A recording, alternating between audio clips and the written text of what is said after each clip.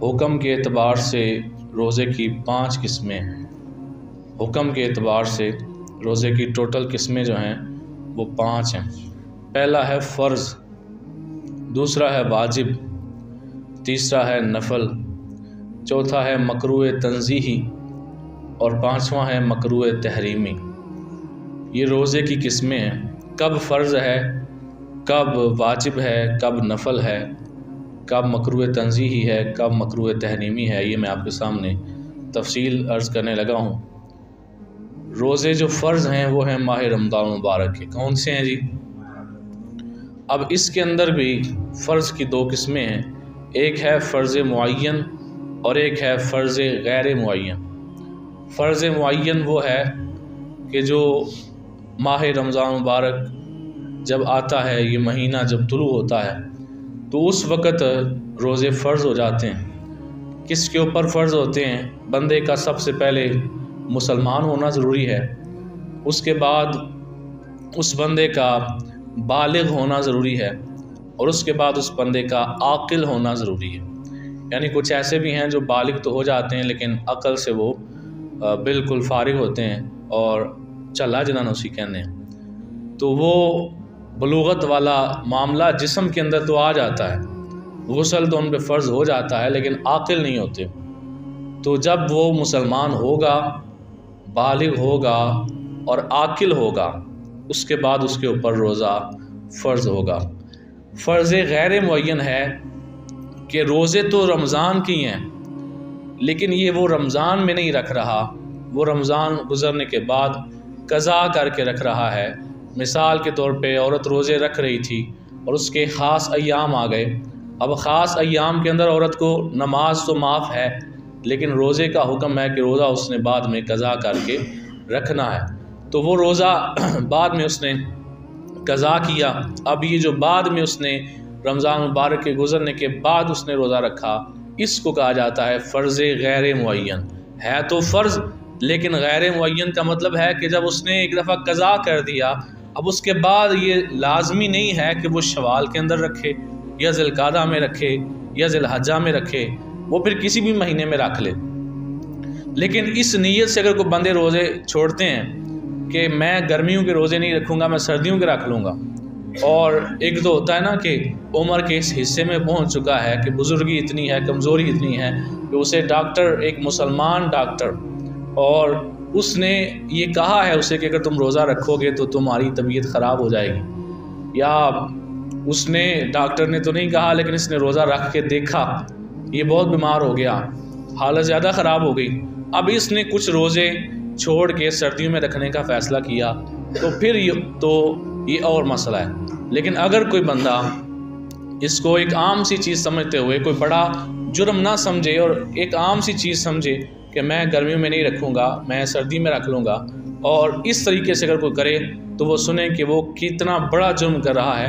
यह मुकाशफतुल क़ुलूब के अंदर इमाम गज़ाली रहमतुल्लाह अलैह ने इस बात को लिखा है कि पहली उम्मतों के अंदर ये एक मर्ज़ लोगों के अंदर आया कि उन्होंने क्या किया, हेर फेर कर लिया, अपनी मर्ज़ी से रोज़ों के लिए बहार का मौसम मुकर्रर किया। अल्लाह ताला ने जो मौसम उनको रोज़ों का रख दिया था जब रोज़े थे, अल्लाह ने एक ख़ास महीना बताया था। जैसे हमारे यहाँ कभी सर्दी में आता है माह रमज़ान और कभी गर्मी में आता है। ये जो सफ़ेद दाढ़ियों वाले बैठे हैं ये कहेंगे कि अभी जो सर्दियों में माह रमज़ान आ रहा है ये हम इसे दूसरी दफ़ा देख रहे हैं, पहली दफ़ा नहीं देख रहे। हो सकता है कोई ये भी कहे मैं तीसरी मरतबा देख रहा हूँ। जो हमारी तरह के नौजवान हैं वो पहली दफ़ा देख रहे हैं और जो बुज़ुर्ग हैं वो दूसरी दफ़ा देख रहे हैं, जो इनसे भी बड़े हैं वो तीसरी दफ़ा देख रहे होंगे। मतलब ये हुआ कि चंगी पखीद पैर दा भी रोज़ा रखा है तो चंगी ठंडी धुंध दा भी रोज़ा रखा है। इसका मतलब ये हुआ कि रमज़ान अपनी जगह पे है, मौसम बदलते हैं चंद सालों के बाद। उधर भी यही था, अल्लाह ने उन्हें रमज़ान का एक महीना दिया, उसका नाम कोई भी था, अल्लाह ने महीने में रोज़े फ़र्ज़ किए। अब वो क्या होता, कभी वो बड़ी सर्दी में आ जाता, कभी बड़ी गर्मी में आ जाता, तो उन्होंने क्या किया, बाहम मिलकर ये तय किया, ईसाइयों की बात हो रही है, यानी पहली उम्मतों के अंदर ईसाई जो थे उन्होंने ये मामला किया। इमाम गज़ाली फरमाते हैं कि उन्होंने बैठकर ये तय किया कि हम एक गर्मी और सर्दी से बचने के लिए अपनी मर्ज़ी का एक मौसम मुकर्रर कर लेते हैं और हम इस मौसम के अंदर रोज़े रख लेंगे। बहार का मौसम उन्हें ठीक लगा और उन्होंने जो है वो बहार के मौसम के अंदर इसको फिक्स कर लिया, इत्तेफाक कर लिया कि हम इसके अंदर रोज़े रखेंगे। और चूँकि दाल गा रहे थे तो कहा कि चूँकि हमने ये एक हेर फेर किया है, अब इस हेर फेर के कफ़ारे के तौर के ऊपर हम क्या करेंगे, हम 10 रोज़े इजाफी रख लेंगे। जितने अल्लाह ने कहे हैं उससे 10 ज़्यादा रख लेंगे। यानी ये जी समझ लो ना कि एक बंदा आके और मैं रोज़ सुबह उठ के फजर की नमाज जमात टाइम तो नहीं पढ़नी, मैं दिहाड़ी 12 बजे पढ़ लाँदा, चलो 4 रकता ने मैं 6 पढ़ लाँदा या 8 पढ़ लाँदा। है कोई अकल च गल आउंदी, कोई गल है करने वाली कि अल्लाह ने आख्या सवेले उठ के पढ़नी। आंदा मेरे को सवेले नहीं उठना होंदा, मैं 11-12 बजे उठना था। उस टाइम उठ के 2 सुनता 2 फर्ज की जगह मैं 2 रकता और वधा लाँदा तो मैं उस टाइम पढ़ लाँदा तो इंदा दा अल्लाह ने कबूल नहीं करना। अब ये देखें, इमाम गजाली ने लिखा कि उन्होंने 10 रोज़े बढ़ा लिए और दा ये लगाया कि अपनी मर्ज़ी का एक महीना मुकर्रर कर लिया कि हम इसके अंदर रोज़े रखेंगे। पता ये चला आज अगर कोई बंदा ये करता है, आदत बना लेता है, एक तो मैंने पहले बता दिया बुजुर्गी की इस हालत तक पहुँच गया है, इतना बुजुर्ग हो गया है, इतना बूढ़ा हो गया है, उसके अंदर तो फिर आगे शरीयत ने भी आज़ादी दी है। अगर कोई शेख फ़ानी हो जाए, शेख फ़ानी होता है कि जो इतना बूढ़ा हो गया है या इतना कमज़ोर हो गया है या इतना बीमार हो गया है, अब इसने मरना है, पीछे आने वाला कोई इम्कान मौजूद नहीं है। वो कहते हो ना यार को वडेरा बंदा बहुत बीमार हो जाए, को हाल चाल बंदा पूछे तो लोग की आंदे ने और बस हूँ गल कोई नहीं रही, बस हूँ उम्र का तकाजा है, जी आंदे हो ना। अब जो इस हालत में पहुंच गया, इतना बीमार हो गया या इतना कमज़ोर हो गया या इतना बूढ़ा हो गया कि अब पीछे वो रिकवर की तरफ नहीं आएगा, वो आगे मौत की तरफ ही जाएगा, पीछे नहीं आ सकता, सेहत की तरफ नहीं आ सकता, उसको शेख फ़ानी कहा जाता है। उसको तो शरीयत ने ये इजाज़त दी है कि वो रोज़ा ना रखे और एक जो फितराना होता है, एक सदका फ़ितर, वो एक रोज़े के बदले जो है वो अल्लाह की राह में दे दे तो वो रोज़ा ना रखे। ये तो उसके लिए गुंजाइश है पहले, तो ये मैंने पहले भी अर्ज़ किया। अब इसके अलावा कोई बंदा यानी औरत को हैज़ या नफास आया तो उसके लिए भी माफ़ी है, शेख फ़ानी के लिए भी माफ़ी है।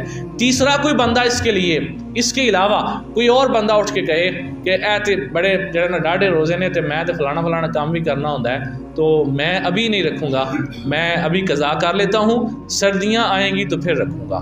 तो फिर वो बंदा देखे वो किन के नक्शे कदम पे चल रहा है। ये ईसाइयों वाला काम कर रहा है, ये मुसलमानों वाला काम नहीं है। ये मुसलमानों में से किसी ने भी ये काम नहीं किया, 14 सदियों में नहीं किया। भाई जी कीते होंदा तो फिर तुसी ए ना आंदे कि कभी रमज़ान सर्दियाँ आ जाता है, कभी गर्मियाँ आ जाता है, तुसी भी यही आंदे कि रमज़ान तो हमेशा बहार के मौसम में ही आता है या हमेशा खजान के मौसम में ही आता है। फिर उन्होंने गर्मी सर्दी के साथ किसी ने जोड़ा होता, लेकिन आज तक किसी ने नहीं। ये चला कि रोज़ा जो है इसको इसी हालत के अंदर रमज़ान मुबारक के अंदर रखेंगे, फिर फ़र्ज़ है। और अगर रमज़ान मुबारक गुजरने के बाद रख दिया, अगरचे कज़ा तो हो गया, यानी उसका कफ़ारा तो हुआ अदा, लेकिन अब वो गैर मुअय्यन बन गया है। अब उसकी जो असल हालत थी वो उससे नीचे है, जो असल उसका अजर था, ये वो वाला अजर इस बंदे को नहीं मिला। और मैंने हदीस मुबारका पिछले जुमा भी अर्ज़ की थी, मैंने आका सल्लल्लाहु ताला अलैहि वसल्लम का फरमान आपको सुनाया था। मेरे पाक नबी फरमाते जिसने जानबूझ के एक रोज़ा छोड़ दिया, अब वो सारी ज़िंदगी भी रोज़ा रखता रहे तो उस एक का सवाब उसे नहीं मिल सकता। वो जो एक उसने नुकसान कर लिया, हालांकि कफ़ारा तो एक रोज़ा रखने से पूरा हो जाएगा, एक रोज़ा छड़िया पूरी जगह दूसरा रख लिया कज़ा करके, तो वो उसका कफ़ारा तो हो गया। और फिर बाद सूरतों में गुंजाइश भी है। अल्लाह ने फरमाया अगर तुमने सफ़र करना है तो फिर आपको छोड़ने की इजाज़त है। मरीज़ बन गए हो, हालांकि जवान बंदा है लेकिन मरीज़ बन गया, अब उसकी हालत ये है कि वो रोज़ा नहीं रख सकता, तो इसके लिए तो कज़ा करने की गुंजाइश है। इसके अलावा मैट्रिक के पेपर के लिए बच्चे को रोज़ा कज़ा करने की इजाज़त, बोलो तुसी भावें छड़ा लेना हो इत्थे तक बोलो ना, जो आपको बयान हो रहा है वह तो साथ दियो। मैट्रिक के पेपर के लिए बच्चे को रोज़ा कज़ा करने की इजाज़त नहीं है। आगे चलें जी, रोज़े की किस्में मैं आपके सामने अर्ज़ कर रहा था। रोज़े वाजिब होते हैं, वाजिब की भी 2 किस्में हैं, एक होते हैं वाजिब मुअय्यन और एक होते हैं वाजिब गैर मुअय्यन। अब मुअय्यन कौन से हैं? मुअय्यन है जो कफ़ारे के तौर पे आपने रोज़े रखने हैं। आप जानते हैं अगर किसी ने रोज़ा तोड़ लिया तो हुक्म ये है कि उसने 60 रोज़े मुसलसल रखने, एक भी छोड़ना नहीं है। ये जो मुसलसल होते हैं ना, इसको कहा जाएगा वाजिब मुअय्यन, तरतीब के साथ रखने हैं। अगर उसने रोज़ा तोड़ दिया, अब उसने तरतीब के साथ रोज़ों को रखना है, यानी रोज़ा पता भी था उसने रोज़ा रखा हुआ है, फिर अपनी बीवी के साथ सोहबत कर ली या किसी तरीके से अपने रोज़े को तोड़ दिया, अब उसने जो कफ़ारा करना है ये रोज़े की एक किस्म है जिसमें वाजिब मुअय्यन कहा जाता है। दूसरा वाजिब गैर मुअय्यन, जैसे हम मन्नत मान लेते हैं कि मेरा फ़लाँ काम हो जाए तो हम रोज़ा रखेंगे, ये भी पहले लोग करते होंगे सन, हूँ कौन मनता जे, हूँ तो मैं फलाने दरबार से जाके धागा बनना था, मैं फलाने दरबार की घड़ोली बना दा, मैं फलाने दरबार से धागा बनना था, मैं करा दा, मैं वो करा दा। जे एक मौलवी साहब आखिर क्या तो जायज़ ही नहीं, वो भाबियां वाली गल्लां करता है, यह दरबारां दा खिलाफ है। मैंने अपने कानून से सुना, एक बंदा बड़ा अजीज शऊर बंदा, पढ़ा लिखा बंदा, उसने कहा मेरा फलाना काम हो जाए, मैं बाबे शाह कोले जाके ढोल बजाने ने। देखो साहब लाओ तुसी, मन्नत की मनी जा रही है, मैं बाबे शाह कोले खड़ के ढोल बजाना। नबी पाक सल्लल्लाहु अलैहि वसल्लम ने जिस चीज़ की आवाज़ उनको कानों में उंगलियां डाल ली थी, वो कह रहा है मैं अल्लाह के वली के दरबार पे जाके ये काम करूँगा। अब कौन मानता है रोज़ों वाली मन्नतें? ये तो पहले लोग थे जो माना करते थे कि मेरा फलाना काम हो जाए, मैं 2 रोज़े रखा था या 3 रोज़े रखा था। आज भी अगर वो रखेंगे तो फिर वो वाजिब गैर मुअय्यन की शक्ल बन जाएगी, जो हम मन्नत के रोज़े रखते हैं। इसके अलावा रोज़े की 2 किस्में हैं जो कि नफल हैं, इन्हें सुन्नत भी कहा जाता है और नफल भी कहा जाता है, मुस्तहब भी कहा जाता है। ये कौन से रोज़े हैं जी? इनमें 10 मुहर्रम का रोज़ा है, और इसके अलावा 10 मुहर्रम के साथ या 9वीं का जोड़ना है या 11वीं मुहर्रम का जोड़ना है, और हर महीने की 13वीं, 14वीं और 15वीं का रोज़ा, ये सुन्नत रोज़े हैं। इसके अलावा नफल मुस्तहब रोज़े हैं, जिसका आपको इल्म होगा कि हर पीर का रोज़ा मेरे आका सल्लल्लाहु अलैहि वसल्लम रखा करते, और हर जुमेरात का भी रोज़ा रखना ये भी नफल मुस्तहब के दर्जे के अंदर आता है। और हज का जो दिन होता है, आरफा का दिन, उस दिन भी रोज़ा रखना ये भी नफल और मुस्तहब होता है।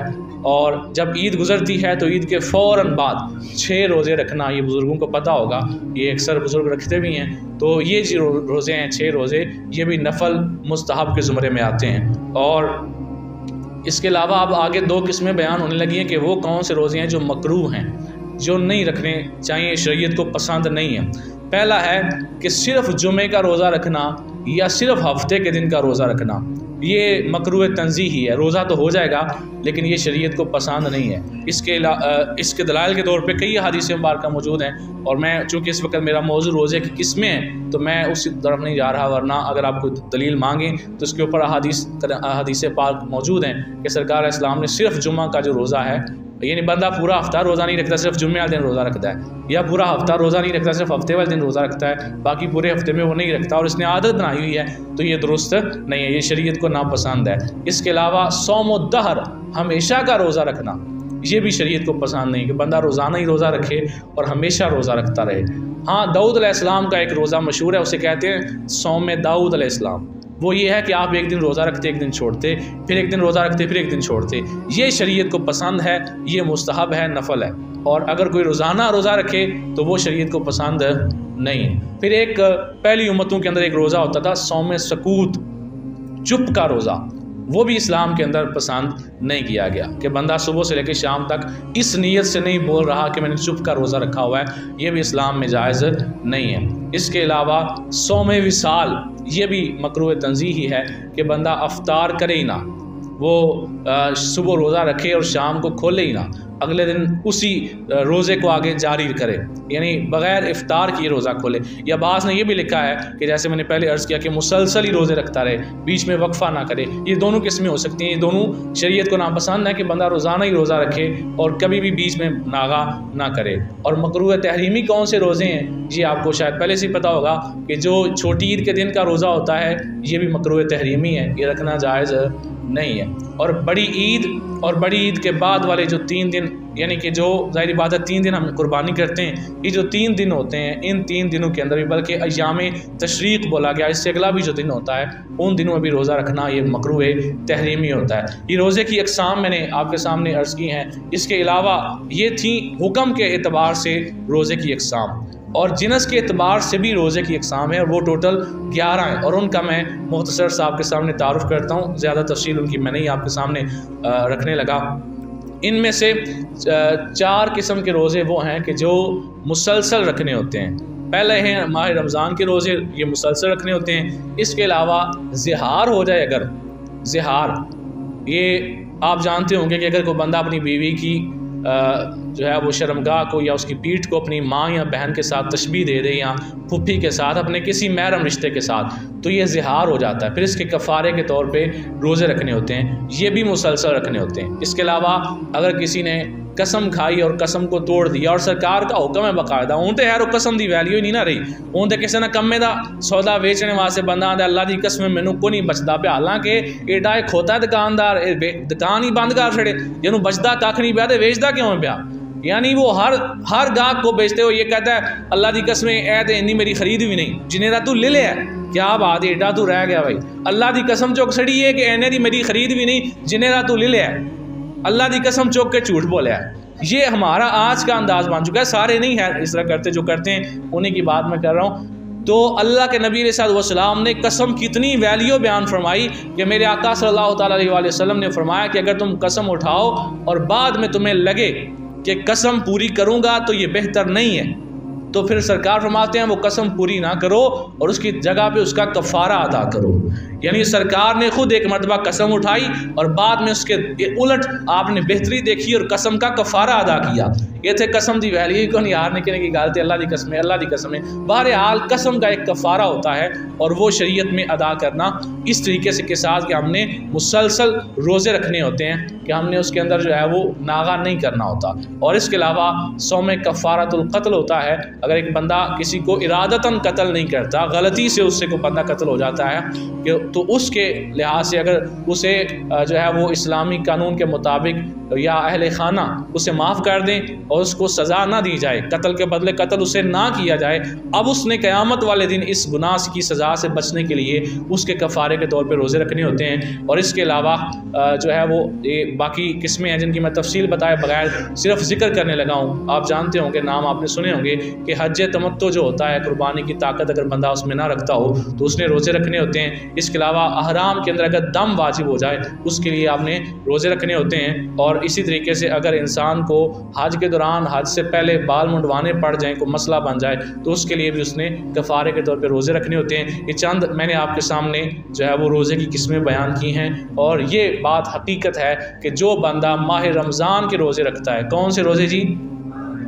माह रमज़ान के रोज़े रखता है, उसका जो क़यामत वाले दिन जो प्रोटोकॉल होगा वो बाकी जितने बंदे रखते हैं, यानी एक बंदा बाकी दिनों में रोज़े रखता है, शब बारात आती है रख लेता है, शब मिराज का रख लेता है, मुहर्रम का रख लेता है, बाकी रख लेता है, माह रमज़ान आता है तो उसकी वैसे कदर नहीं करता जैसे करनी चाहिए। इसकी बजाय वो बंदा जो आम दिनों में तो चलें इतने नहीं रखता, लेकिन माह रमज़ान में वो कुछ भी हो जाए पाबंदी करता है। मेरे आका सल्लल्लाहु अलैहि वसल्लम फरमाते हैं क़यामत के दिन जब रोज़ादार कब्रों से उठेंगे ना, उनके मुंह से ऐसी प्यारी खुशबू आ रही होगी वो अपने मुंह की खुशबू से ही पहचान लिए जाएंगे। और सरकार ने फरमाया एक शहीद जब उठेगा क़यामत के दिन तो उसके जिस्म से महक आ रही होगी, वो भी अपने जिस्म की महक के ज़रिए पहचाना जाएगा कि ये वो बंदा है जो दुनिया में शहीद हो गया था। और एक वो बंदा जो रोज़े रखता है, फ़र्ज़ रोज़े माह रमज़ान के, इनकी पाबंदी करता है, इनके अंदर गलती कोताही नहीं बर्दाश्त करता, इस बंदे के बारे में मेरे आका सल्लल्लाहु अलैहि वसल्लम फरमाते हैं क़यामत के दिन उठेगा, इसके मुँह की खुशबू से पता चल जाएगा ये दुनिया में रोज़े रखा करता था। तो अब ये देखें, ये जो इनाम है इसमें कोई बंदे का को हाफज कारी आलिम मौलवी बड़ा लामा होना शर्त नहीं है, रोज़ेदार होना शर्त है। अब बंदा मुसलमान है, अगर से अमाल उसके अच्छे हैं या बुरे हैं, ये उसका और उसके रब का मामला है। सरकार ने उसके रोज़े की वजह से उसकी ये शान बयान फरमा दी। और चूँकि माह रमज़ान मुबारक का महीना है तो हमने कैसे गुजारना है, ये आखिरी दो बातें करके मैं अपनी गुफ्तगू ख़त्म कर रहा हूँ। मेरे आका सल्लल्लाहु अलैहि वसल्लम ने इरशाद फरमाया, जिस बंदे ने इस महीने के अंदर, माह रमज़ान मुबारक के अंदर, हुजूर फरमाते हैं जिस बंदे ने अपने खादिम से तखफीफ की, यानी वो बंदा कम करवांदा है तो थल्ले को दो चार बंदे कम कर देने, वो मुलाजम ने, सरकार फरमाते हैं उन्हें तखफीफ की थी, कमी की थी, ड्यूटी थोड़ी जी घटा दी, गुस्सा उन्होंने सौखा कर देता। इस एक महीने में सरकार फरमाते हैं जिसने अपने खादिम से तखफीफ की, अल्लाह ताला उसे जहन्नुम से आज़ाद फरमा देगा। उस एक बंदे का उसने बाद सा सौखा किया, व चल यार तू रोज़े रखे ने कुछ दाड़े तेरी ड्यूटी थोड़ी जी मैं घटाना, मैं भी तेरे नाल लग जाना, या तेरा थोड़ा टाइम मैं घटा देना, इसके बदले में इतना बड़ा इनाम सरकार फरमाते अल्लाह उसे जहन्नुम से आज़ादी अता फरमाएगा। और दूसरी हदीस पाक में बयान करके अपनी गुफ्तगू ख़त्म कर रहा हूँ, वो ये है कि इस माह रमज़ान के अंदर भी कुछ लोग ऐसे हैं जो अपना सारा दिन जो है वो डेरेदारी की वजह से नमाज़ें जमात के बगैर पढ़ते हैं, पढ़ते तो हैं लेकिन जमात के बगैर पढ़ते हैं। और ये हदीस मुबारका मैंने आधी पहले पढ़ी हुई थी और आधी मैंने अब पढ़ी, तो मैंने कहा ये मैं ज़रूर आखिर के अंदर आपके सामने रखूँगा। ये माह रमज़ान के अलावा भी इम्पॉर्टेंट है, लेकिन माह रमज़ान के हवाले से सुने तो कितनी ज़रूरी है। मेरे आका सल्लल्लाहु अलैहि वसल्लम फरमाते हैं, मैं अपनी उम्मत से किताब और ऊँटनियों के पैदा होने वाले फितनों से डरता हूँ। किताब से मुराद कुरान और ऊँटनियों का कौन सा फितना आगे जिक्र आने लगा है। तो सहाबा ने कहा, या रसूलुल्लाह सल्लल्लाहु अलैहि वसल्लम, किताब की वजह से, कुरान की वजह से डरने का सबब क्या है? मेरे आका सल्लल्लाहु अलैहि वसल्लम फरमाने लगे, मुनाफिक लोग कुरान सीखेंगे, मुनाफिक होंगे, क्या करेंगे? फिर उसके ज़रिए से सच्चे मोमिनों से लड़ेंगे। ये सीखने वाला असल में मुनाफिक है, ये कुरान को सीख के लड़ रहा है सच्चे मोमिनीन से। एक तो मुझे ये ख़तरा है अपनी उम्मत के अंदर, ये फितना पैदा हो जाएगा। फिर फरमाया, मुझे ऊँटनियों का कौन सा ख़तरा है? हुजूर फरमाने लगे, ऊँटनियों की वजह से डरने का सबब ये है, लोग दूध पीने और ऊँटनियाँ पालने की वजह से इन चक्रों में आके बाजमात नमाजों में गैर हाजिर हो जाएंगे और जुमा छोड़ दिया करेंगे। आज मैं और आप अपना मुहासबा करें, हम में से अक्सर लोग डेरेदार हैं, डेरे का काम उन्होंने करना होता है और अक्सर का जो है वो ये एक मजबूरी है कि वो नमाज जमात के बगैर पढ़ते हैं। मैं किसी के बारे में ये नहीं कह रहा कि वो डेरे होते भी नमाज नहीं पढ़ता, आप पता नहीं मुझसे ज़्यादा आपकी कबूल हो मैं ये क्यों कहूँ, पढ़ते होंगे, लेकिन कम अज़ कम माह रमज़ान मुबारक का महीना अपने नबी की इस हदीस को मद्देनज़र रखते हुए किसी भी तरीके से कुछ ऐसी रूटीन बना ली जाए, कम अज़ कम माह रमज़ान की पाँचों नमाजें बंदा जमात के साथ अदा करे। सरकार फरमाते हैं, मुझे ख़तरा है कि लोग दूध पीने की वजह से, ऊँटनियाँ पालने की वजह से क्या करेंगे, बाद जमात नमाज से पीछे हट जाएंगे, जुमा छोड़ देंगे। अब हमारे यहाँ हर एक के पास ऊँटनी तो नहीं है, लेकिन सरकार ने सिर्फ ऊँटनी का जिक्र नहीं किया। सरकार को पता सी ना कि लोगों ने गावां भी रखनियां ने, मझां भी रखनियां ने, बकरियां भी रखनियां ने, भेडां भी रखनियां ने, ते काम ते सारा दुध दा ही है, भावें ऊँटनियां रखन, काम ते दुध है। सरकार ने फिर नाल दुध का जिक्र किया, फरमाया लोग दूध पीने की वजह से और ऊँटनियाँ पालने की वजह से बाद जमात नमाज से पीछे हो जाएंगे। इस वजह से कोशिश फरमाएं कम अज़ कम ये महीना जितने लोग हैं आप अपना काम काज भी साथ करें, लेकिन किसी तरीके से मैनेज करके जमात के साथ नमाज जो है वो माह रमज़ान में 5 वक्त ज़रूर अदा करें। अल्लाह अमल की तौफीक अता फरमाए। वमा अलैना इल्ला